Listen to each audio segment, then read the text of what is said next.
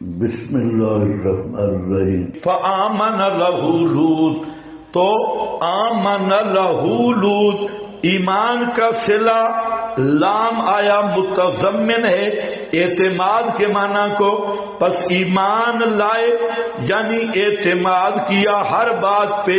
انقاد لہ لوط، پیغمبر تو فطرتی مومن ہوتے ہیں، تو آمن حضرت لوط مومن تھے، لیکن جہاں ایمان بے معنی کیا ہے؟ انقادہ، بولو ہاں، اگر آپ بولے تو کیا پتہ ابھی بس کر دیں، لیکن آپ نہ بولے تو کیا پتہ آخر تک چلے جائیں۔ فآمن لہ لوط، تو انقاد لہ لوط، منقاد ہوئے ان کے لیے لوط، یعنی حضرت لوط نے حضرت ابراہیم کی ہر بات پہ اعتماد کیا۔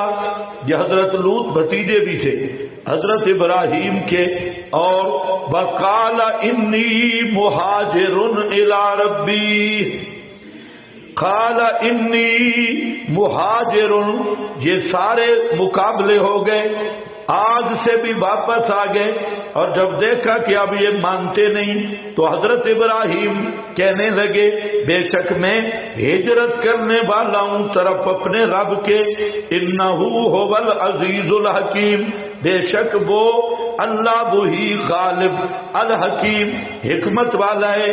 وَوَهَبْنَا لَهُ إِسْحَاقَ، اور ہبہ کیا ہم نے ان کو اسحاق اور یعقوب، وَجَعَلْنَا فِي ذُرِّيَّتِهِ، اور رکھ دی ہم نے حضرت ابراہیم کی اولاد میں النبوت، سلسلہ نبوت اور کتاب، وآتیناہ، انعام سوم، یہ مختلف انعام آ رہے ہیں۔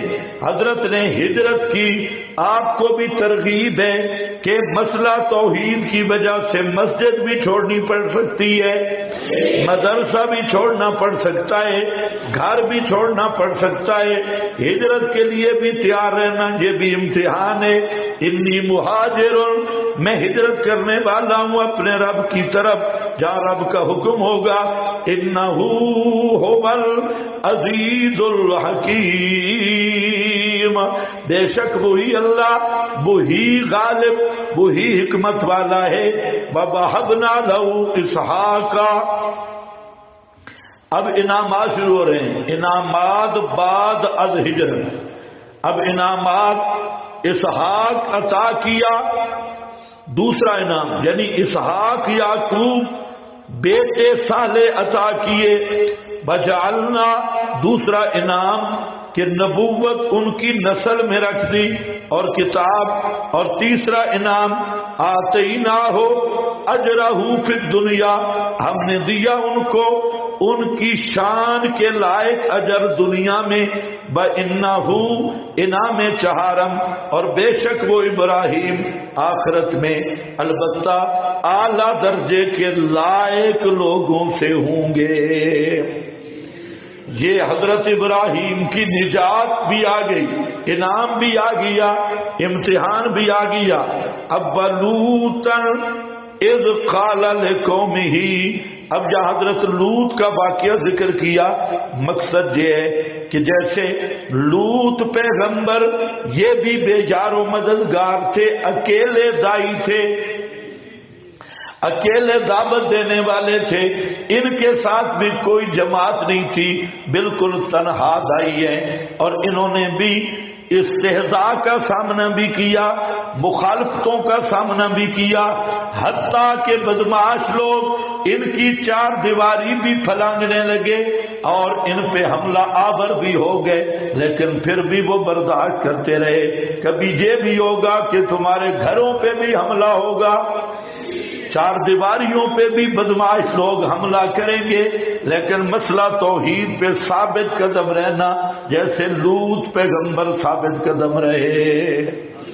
ہاں یہی مقصد ہے جہاں فرمایا وَلُوطًا أَرْسَلْنَا لُوطًا إِذْ قَالَ لِقَوْمِهِ، جب کہا اپنی قوم کو بے شک تم آتے ہو الفاحشہ، معروف بے حیائی ہم جنس پرستی کو، ما سبقکم بہا، کہ نہیں سبقت کی تم سے پہلے کسی نے بھی جہان والوں سے، یعنی یہ پہلے تم اس برائی کے مؤسس اور موجد ہو، تم سے پہلے یہ فحاشی اور بے حیائی کسی نے ایجاد ہی نہیں کی، سبقت نہیں کی۔ اِنَّکُمْ بیان فاحشہ، کیا تم آتے ہو الرجال وتقطعون السبیل، اور دوسرا تمہاری تقطعون السبیل، ڈاکے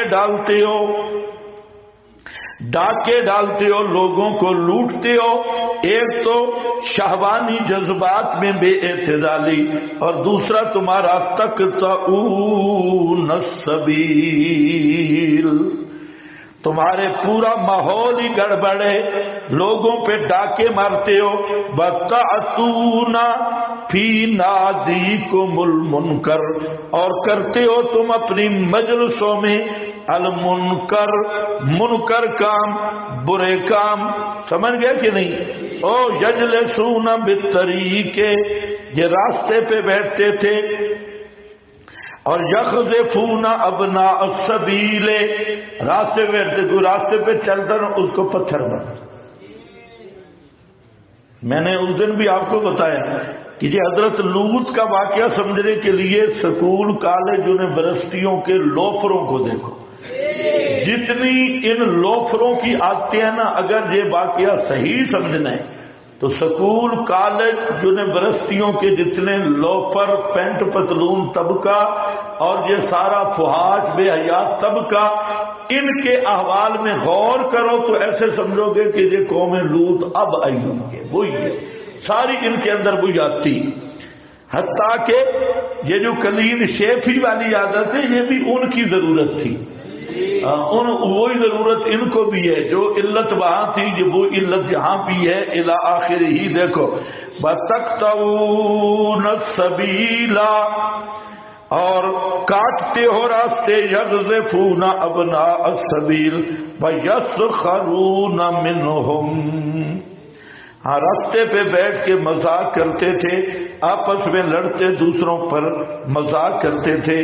اتیان الرجال فی مجالسہم، اور پھر کٹھے کٹھے بیٹھتے اجتماعی طور پہ، 10-12 وہ شغل دیکھتے اور 2 درمیان میں کرتب کرتے، سمجھ گئے کہ اتیان الرجال فی مجالسہم، یعنی بے حیائی کی انتہا تھی کہ مجلس لگی ہے اور ایک دوسرے کے ساتھ بدفعلی کر رہے ہیں اور باقی بیٹھ کے تماشا کر کے تاڑیاں بجا رہے ہیں،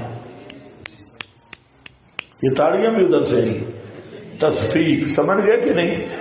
یہ جو تاڑیاں کرکٹ کے میچ پہ ہوتی ہیں، یہ سارا مواد قوم لوط کا ہے، یعنی مکمل انہی کا مواد ہے۔ اتیان الرجال فی مجالسہم یرا بعضهم بعضا بأم مجاہد هو لعب الحمام وتطریف الاصابع بالحنا والصفیر والخزف ونبذ الحیا فی جمیع امورہم، اور ان کی اور یہ نادیکم المنکر میں اور کیا چیز ہے؟ یہ کبوتر باز تھے، ایک کبوتر رکھنا ہے، کبوتر بازی ہے، بازی سمجھتے ہو کہ نہیں؟ آج بھی کبوتر باز لوگ ہیں، اور یہ وہی کبوتر بازی یہ ساری انہی میں تھی۔ بتطریف الاصابع بالحنا، حنا ہاتھوں پہ مہندی لگاتے تھے، اب بھی آپ نے دیکھا ہوگا، کانوں میں بالیاں،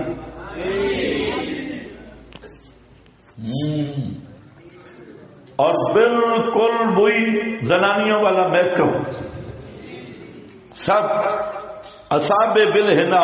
اگر سمجھنا ہے تو اپنے ناک خانوں کی زیارت کر لو، ناک خانوں کو دیکھو، ہاں دیکھو، اور جا پتلی شلوار والے خطیبوں کو دیکھ لیں، بس صفیر والخزف، صفیر سمجھتے ہو کہ نہیں؟ کیا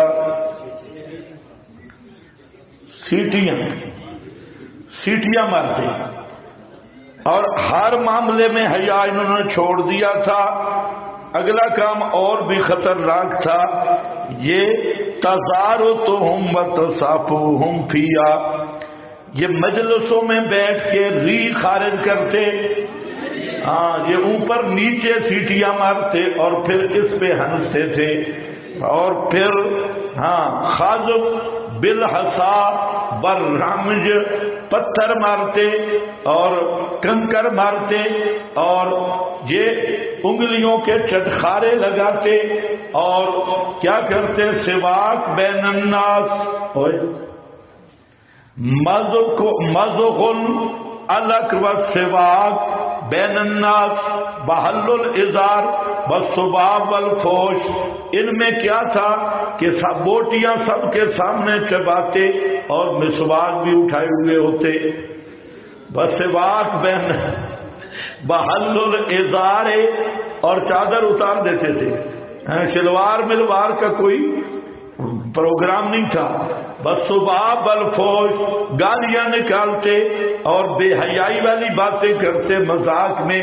بلم یات فی قصۃ لوط انہ دعا قومہ، یہ قصہ آگے ہے یہ ہمیں پتہ ہے، بزرگ کو نہیں پتہ. آگے وہ بیان بھی کر رہا ہے. ہر نبی نے دعوت دی، لیکن یہ قوم تھی جو فحاشی کی رسیہ قوم تھی، اور آج کی طاغوتی تعظیم بالکل اس کی عکاس ہے. انگریز، یہود اور ان کے جتنے بھی قرب و جوار والے، وہ سب عادتیں طاغوت اور شیطانی تہذیب کے اندر جو لوازمات ہیں وہ ساری فحاشی، یعنی اس مقصد یہ ہے کہ وہ لوگ فحاشی اور عریانی کے اس عروج پہ تھے جو آج امت ان کو دیکھ رہی ہے. یہی اس عروج تھا فحاشی اور عریانی کا. تجھے نادی کو المنکر فما کان جواب قومہ، پس نہیں تھا جواب ان کی قوم کا مگر یہ کہنا کہ ائتنا بعذاب اللہ. انہیں کہا عذاب کی دھمکیاں دیتا ہے، اللہ کا عذاب کہاں ہے، لیا ان کنت من الصادقین، اگر ہے تو سچوں میں سے، باقی تو اللہ کا فرستادہ ہے، تو لے آ عذاب کہاں چھپا کے رکھا ہے. ان کنت من الصادقین او کانو کتا الطریق، اور یہ کیا تھے، ڈاکو بھی تھے.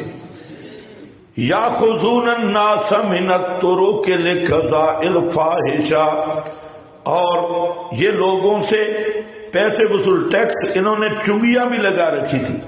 یہ چنگیاں، ٹیکس، اور قطع النسل بالعدول عن النساء، یہ پورا ان کا نقشہ جہاں موجود ہے جو میں نے آپ کے سامنے ذکر کیا ہے. شطرنج کھیلتے تھے، نر جوئے باز تھے، اور تشبہ الرجال بلباس النساء والنساء بلباس الرجال، یہ مرد تھے اور لباس اور حلیے عورتوں کے بناتے، عورتیں مردوں والے بناتی.